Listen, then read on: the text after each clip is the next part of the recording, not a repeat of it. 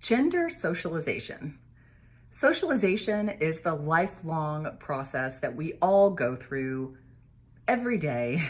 It's the way that we learn about our culture and about society and expectations and right and wrong. It's how we learn everything, okay? And there's lots of different variables to how we go about doing this, but everything from knowing how to walk, to use a restroom, to use utensils, the language we speak, all of that is done through our socialization. Gender socialization is the same. So your gender is the way that we express ourselves, that sometimes lines up with our sex, our biological sex, and sometimes doesn't. Typically, you think, if you act like a man, act like a lady, boy, girl, right? But not biologically. Your gender is more the way that you express those markers. Your gender socialization begins at birth and really before birth, because what is one of the first things that we ask a woman when she's pregnant? About 16 to 20 weeks in, we start asking, what is it? Is it a boy or a girl? And the way that we talk about that baby, the way that we decorate the baby's room, the name we give the baby, before the baby is ever born, we start altering the way that we talk about this infant before they're ever even here. And then once they are here, we really ramp that up. If you go in like an Oshkosh store or whatever, like a kid's store, then it's usually divided blue and pink, or blue and red and pink and purple.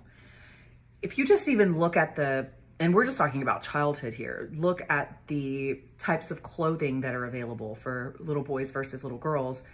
Think of graphic tees. The boys' shirts are gonna have dinosaurs and sports and construction and, all this kind of like rough and tumble stuff.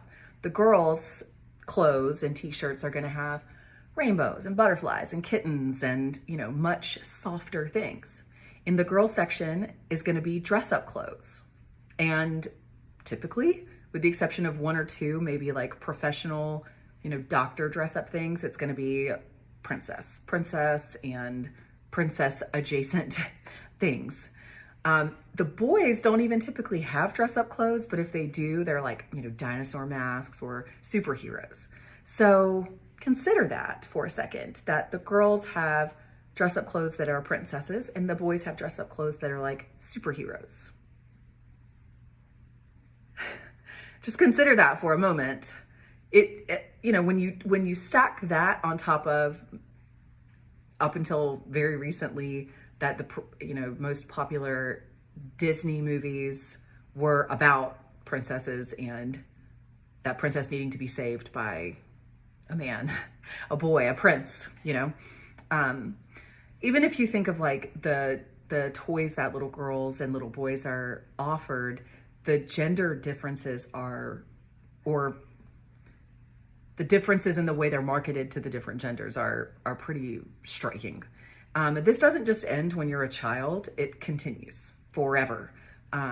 We are constantly trying to get boys and girls to sort of fit into the societal box that we have set for them.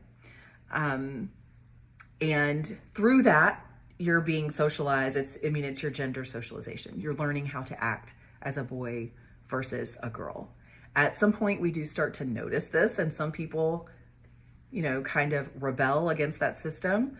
And for other people, they think this is just the way that, it's supposed to be. It creates function that we have these sort of separation of identities and expression.